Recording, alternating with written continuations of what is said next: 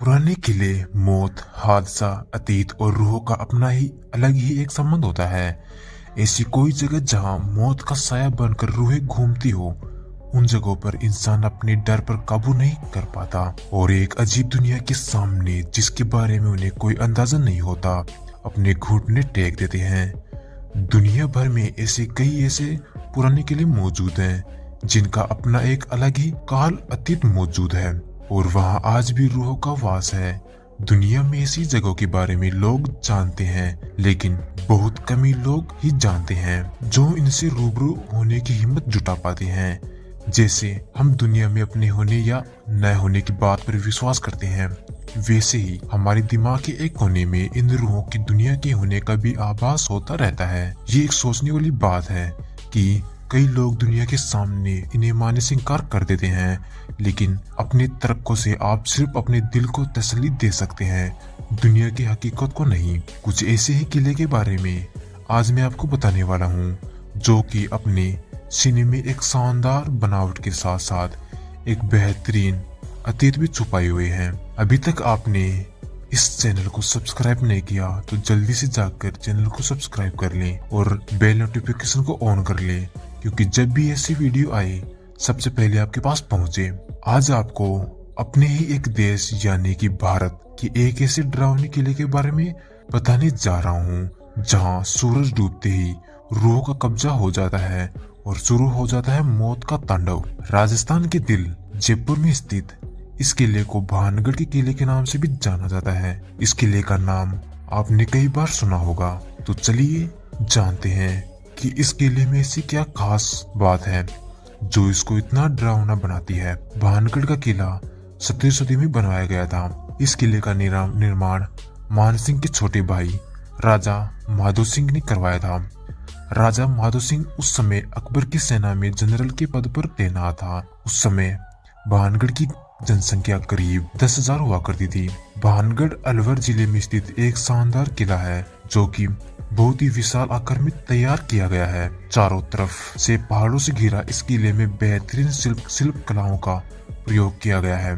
इसके अलावा इस किले में भगवान शिव, हनुमान आदि के बेहतरीन और अति प्राचीन मंदिर विद्यमान है। इस किले में कुल 5 द्वार मौजूद हैं और साथ ही साथ एक मुख्य दीवार है। इस किले में दृढ़ और मजबूत पत्थरों का प्रयोग किया गया है, जो अति प्राचीन काल से अपने यथास्थिति से में पड़े हुए हैं। भानगढ़ किले को देखने में जितना शानदार है, उसका अतीत उतना ही भयानक है। आपको बता दें कि भानगढ़ के किले के बारे में प्रसिद्ध एक कहानी के अनुसार भानगढ़ की राजकुमारी रत्नावती, जो कि नाम से ही अनुरूप बेहतर खूबसूरत थी, उस समय उनके रूप की चर्चा पूरे राज्य में मौजूद थी और साथ देश के कोने कोने के राजकुमार उनसे विवाह करने के इच्छुक थे।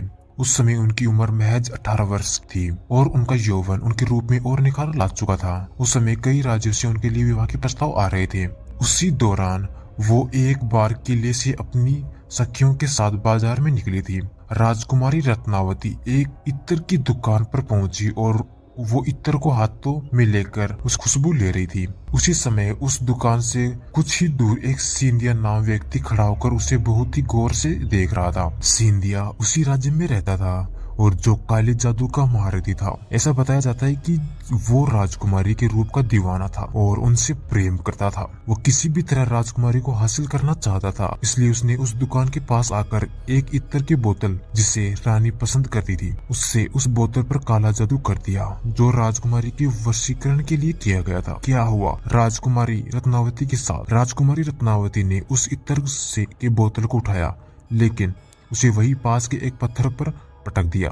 पत्थर पर पटकते ही बोतल टूट गई और सारा इत्र उधर उस पत्थर पर बिखर गया। उसके बाद से ही वो पत्थर फिसलते हुए उस तांत्रिक सिंधिया के पीछे चल पड़ा, जिससे उसकी मौके पर उसकी मौत हो गई। मरने से पहले तांत्रिक ने श्राप दिया कि इस किले में रहने वाले सभी लोग जल्दी मर जाएंगे और दोबारा जन्म नहीं ले सकेंगे और उनकी आत्माएं इस किले में भटकती रहेंगी। उस समय तांत्रिक की मौत के कुछ दिनों के बाद ही भानगढ़ और आजमगढ़ के बीच युद्ध हुआ, जिसमें किले में रहने वाले सारे लोग मारे गए। यहाँ तक कि राजकुमारी रत्नावती भी उस सांप से नहीं बच सकी और उनकी भी मौत हो गई। एक ही किले में एक साथ इतने बड़े कत्लेआम के बाद वहां मौत की चीखें गूंज गई और आज भी उस किले में उन्हीं की रूहें घूमती हैं। किले में सूर्यास्त के बाद प्रवेश निषेध। फिलहाल इस किले की देखरेख भारत सरकार द्वारा की जाती है।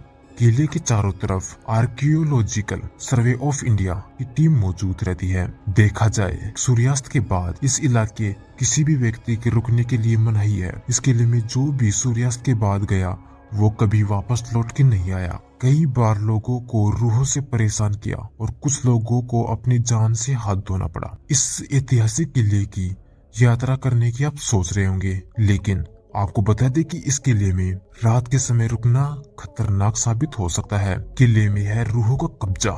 इस किले में कत्लेआम किए गए लोगों की रूहें आज भी भटकती हैं। कई बार इस समस्या से रूबरू हुआ गया है। एक बार भारतीय सरकार ने अर्धसैनिकों की बलों की इस टुकड़ी यहाँ लगाई थी ताकि इस बात की सच्चाई को जाना जा सके, लेकिन वो भी असफल रही। कई सैनिकों ने रूहों के इस इलाके में होने की पुष्टि की।